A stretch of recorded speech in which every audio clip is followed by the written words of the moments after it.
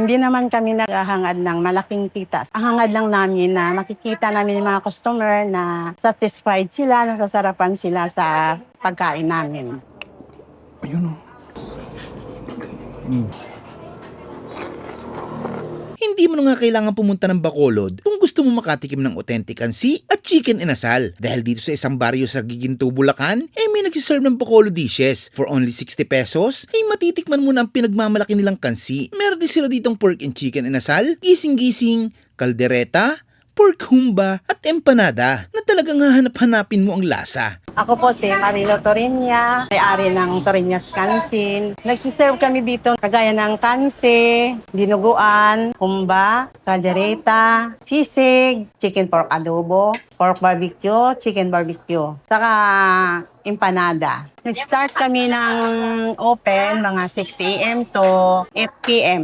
Location, Giginto, Tabang, Purok Tris, Hernandez Compound. Nag-start ang Torinyas Kansi noong 2024. Nung time na yun na nag-retired ako, sabi ko sa anak ko, buti pa siguro mag-put up tayo ng kahit maliit na business. Yan naisip ko. Tapos naman siya, willing naman siya eh. Yan, nagsimula kami dito. Nagluluto lang kami ng 4 na resipe para matikman lang ng mga tao. Nung kalauna na, napapansin naman namin na parang na-appreciate naman nila yung mga pagkain na hinahain namin. Iyon, ngayon, medyo parami ng customer namin. Papasalamat din kami kay Lord na sa araw-araw ginaguide niya kami. Una-una, ang bestseller namin yung kansi. Malakas talaga yon. Saka napapansin ko naman niya lahat naman ng food namin. Parang na-appreciate naman ng mga tao. Napapansin ko rin na pag sila kumakain, nauubos naman sa plato. Kaya nararamdaman ko na happy din ako na provide ako ng food na nagustuhan nila. Taga Bacolod po kayo? Bacolod po kami. Siguro sir,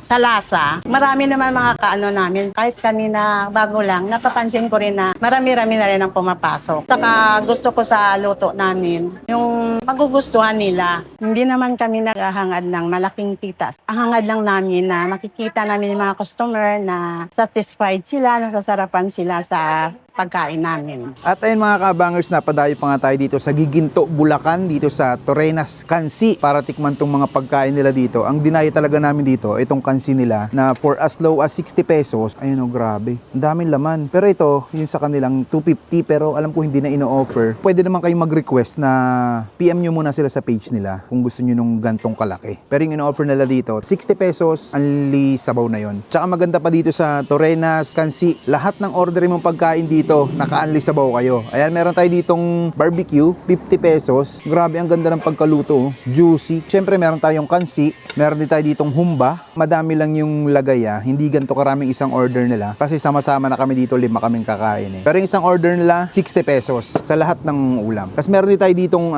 chicken inasal. Ito, bago nila sa menu, 150 pesos. May kasama ng kanin, naka-unli sabaw din kayo. Meron din tayo ditong gising-gising, kaldereta, tsaka empanada. Hindi Ilocos empanada, hindi Bulacan empanada. Recipe to ni Ma'am Malu. Tikman natin mamaya. O tara, kain tayo. Kuha muna tayo dito sa gising-gising. Kaya kuha na rin tayo dito ng kaldereta, sabay-sabay na natin. Parang na to, birthday party na to. Buffet. Kuha na rin tayo ng Shanghai. Kuha din tayong adobo. Halo-halo na to. Tikman natin yung kanilang kaldereta muna. Ang ganda ng pagkaluto, creamy. Kaya tayo. Kalderetang panghandaan. Sarap. Tikman natin yung gising-gising.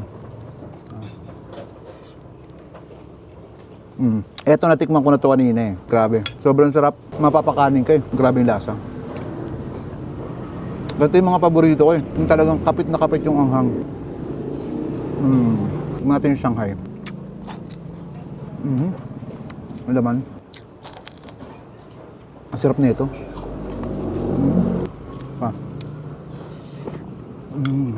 Grabe yung mga ulam nila dito. Affordable pero yung lasa hindi tinipid. Next natin itong humba. Tikman natin yung chicken inasal. Ito yung bago sa kanilang menu. Ay grabe, lambot. Juicy. Ang sarap ng pagka-marinade. Kapit na kapit yung lasa. Sarap. Tikman natin yung barbecue. Lambot. Kahit walang sausawan, ang sarap ng lasa niya. Tsaka ang lalaki, oh. 50 pesos ang isang stick. Ayan, tikman naman natin yung pinagmamalaki nilang kansi. Yung may-ari nito, taga Bacolod talaga. Tikman natin. Nakita ko kanina, tingnan mo, sobrang lambot ng laman. Ayan, oh. Kasama pala nito, may laman, tuwalya, tsaka anli sabaw. 60 pesos. Ganito yung 60 pesos, ha. Lalagay ko dito. Sili mansi na may patis. Tikman natin.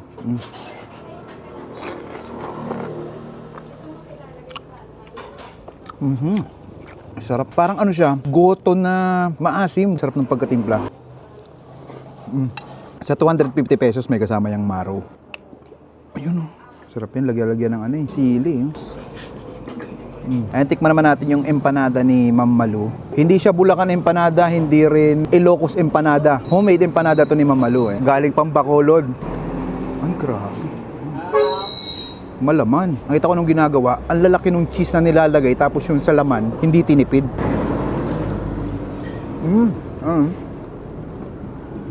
So yun, nakita mo yung cheese, andun pa rin buong buo. Tsaka yung laman niya, ang sarap. Mas nagpasarap sa kanya yung keso. Ayun, hindi siya nalusaw kahit pinirito. Antikman natin yung ensalada nila. Pipino, merong sibuyas, kamatis, at may apple. Ayan, bisita nyo na dito sa Torreñas Kansi. Napakasol dito mga lods, panalods.